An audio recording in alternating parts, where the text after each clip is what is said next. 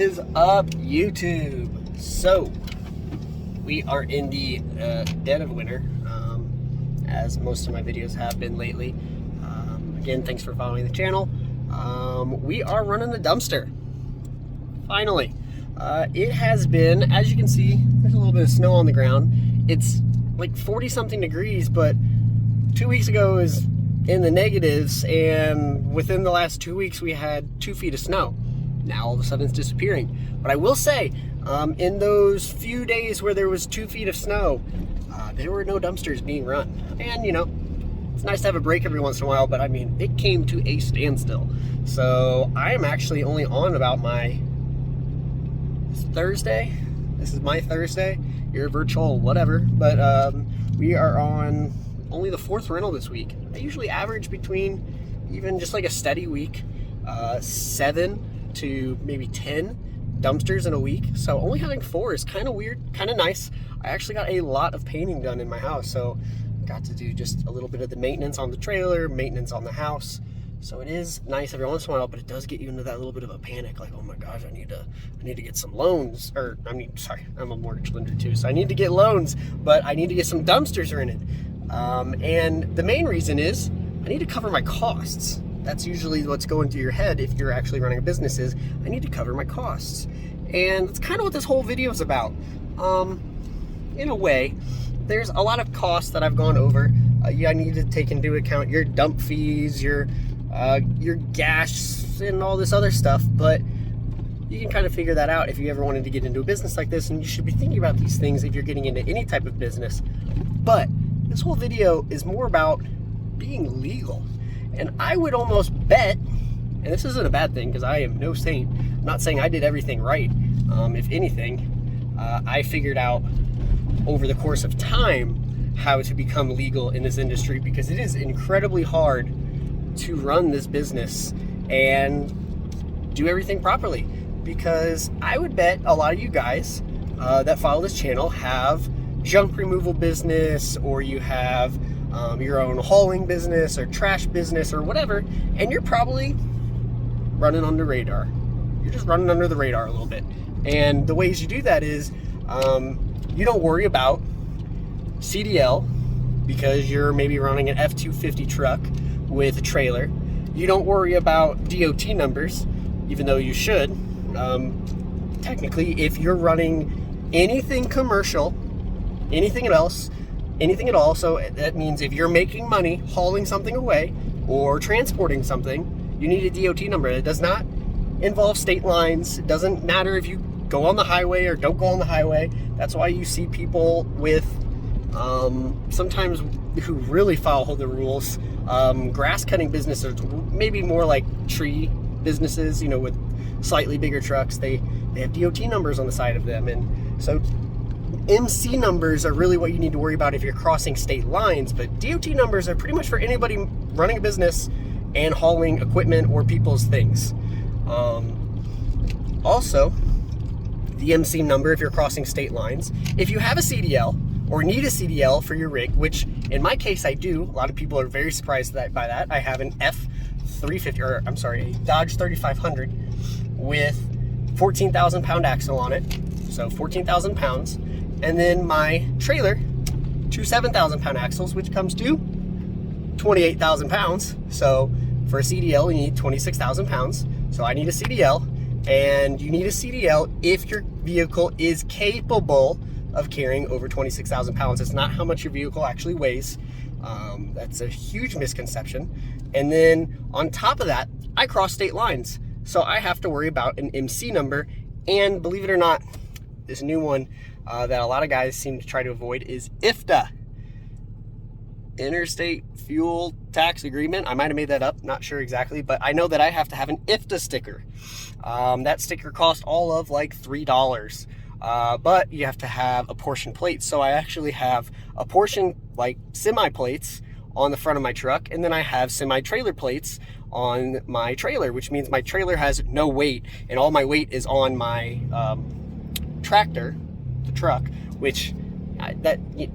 that that's just terminology, because really obviously there's weight on the trailer, but they don't put any numbers. Like, I don't buy plates like you guys might buy that say like, oh, this trailer is rated for this much weight and my truck's rated for this much. It's all one big thing when you buy apportioned plates. So I have to make sure that my tractor covers the weight of the tractor and trailer, which combined for me is 28,000 pounds in this rig. So I have to, since I do most of my business in one state but dump in another, I have to get an IFTA sticker and apportion plates, and so I have to track my mileage. If I don't do those things and I don't report them and I don't, you know, file that paperwork, I get in trouble. On top of that, with DOT, so for you guys that don't have DOT, you may not even have commercial insurance, which is also bad. And to run this dumpster business, you need commercial insurance technically, and especially if you have a DOT number. To legally have a DOT number, you have to have commercial insurance filed on your DOT number. And then to get an IFTA sticker, that has to be proved. So one thing I did when I was getting started was I had insurance through somebody else, but they didn't do filings. So I didn't know that. And I had a DOT number, and I couldn't get my IFTA sticker to travel across state lines with apportioned plates until I had my insurance on file. So that's how I found out insurance is really expensive for this business. So I'm just going over these things. I'm rambling really fast, and I'll show you some things outside of the truck here in a little bit, but I'm just going through some things that you might not have thought about in terms of being legal. DOT inspections. You have to have DOT inspections on your truck and trailer typically. So yeah, you guys can fly under the radar as long as you want, try it out, do what you need to, but man, it just takes one unhappy DOT officer to absolutely ruin your day. So and all your revenue. So you might just want to consider these things before just jumping into the business and making sure that, you know, investing all that money and time into something like this, thinking that it's going to be this quick grab of cash. But really, there are a lot of boxes to check if you really want to be legal.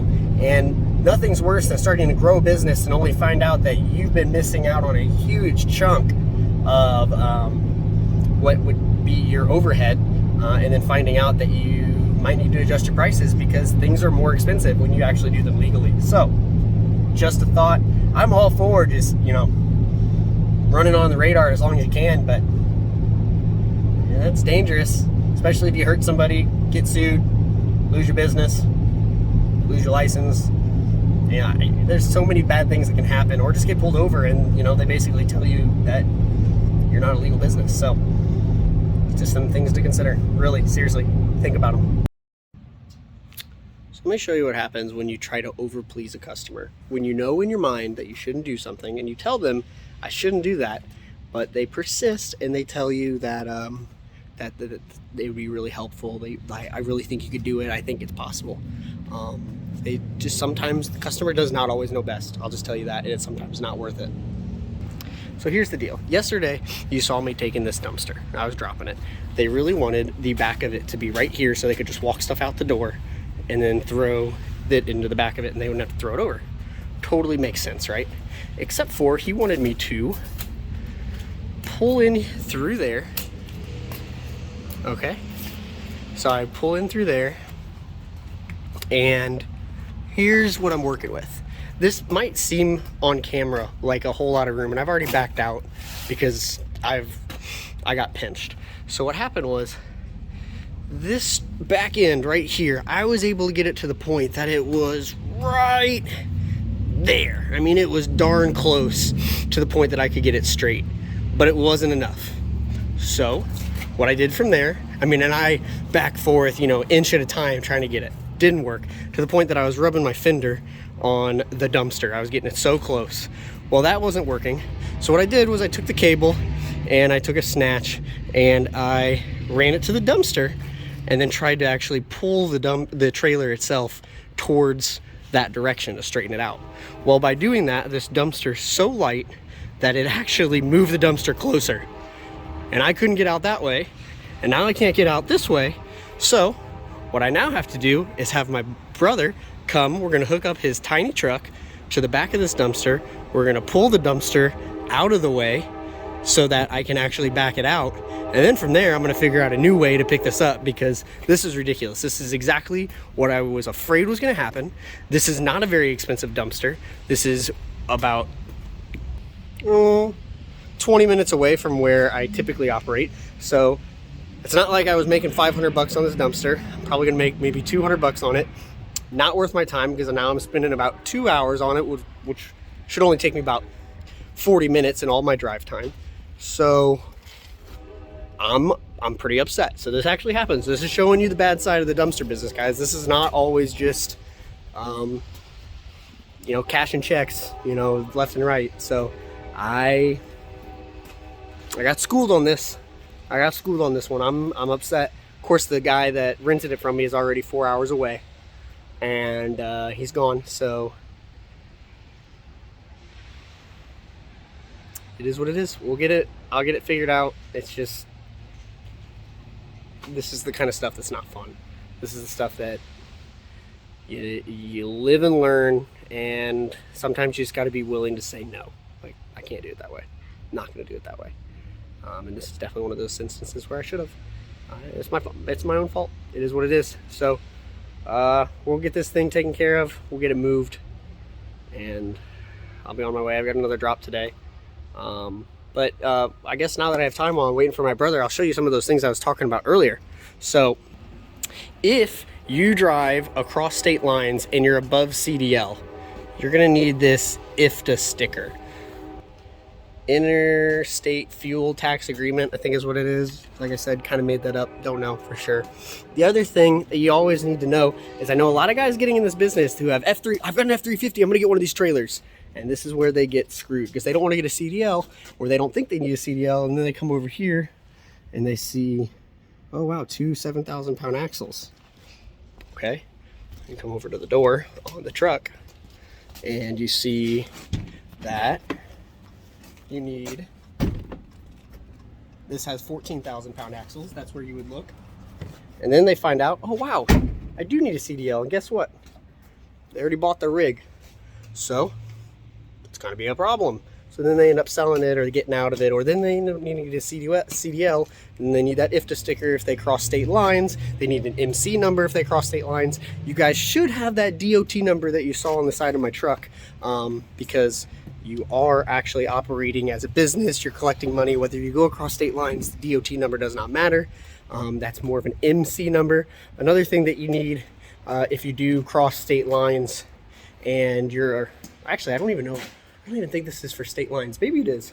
But you need a portion plate. Portion plate. This is essentially a semi-plate. So my truck takes all my weight. So my truck is rated at 28,000 pounds, even though it probably weighs like 7,000 pounds total. But my trailer has a trailer plate. The trailer plate has 0 weight, but my combined weight is 28,000 pounds. So I can't have more than that on the truck. And then you can even get into the laws on like what your axle weight is. Like if you get stopped by a scale master, they're gonna actually check your axle weights. So even though I'm rated at 28,000 pounds, if 20,000 of that is on the back of my trailer, and my trailer is only rated at 14, I'm still in trouble. So there's a lot of things you need to know in this business.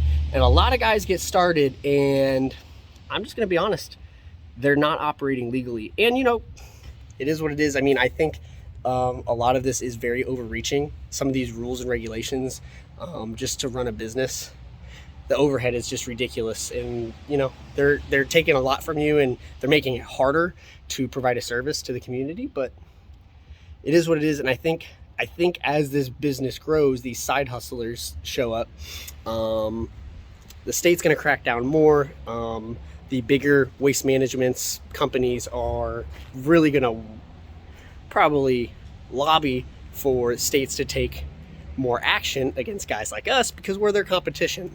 I mean, maybe not, I myself am not competition against them, but 500 of me around the country doing it is their competition. We're taking money away from them. That's all there is to it. So I believe it'll just get harder and harder for them. Some things to consider, guys. Seriously, if you're gonna actually take this seriously, you're gonna run a business, you want it to last long term, and you don't want to have your day ruined, or essentially your business ruined in one incident, whether it's an accident or getting pulled over. I really think you guys should look into some of these things, and you know, it's just worth being legit, so you don't ever have to worry about this. But just some things. My best guess is a lot of you guys are running under the radar, and more power to you. The longer you can do that and get away with it, good for you, but I just suggest getting your ducks in order if you're really going to make this a thing. So best of luck to you guys if you're going to keep doing this. Let me know if you got other hustles going and how you're running them. I love to hear them. I'm always up for new ideas, so give me a like, follow, and drop a comment. Let me know how things are going. Have a good one, everybody.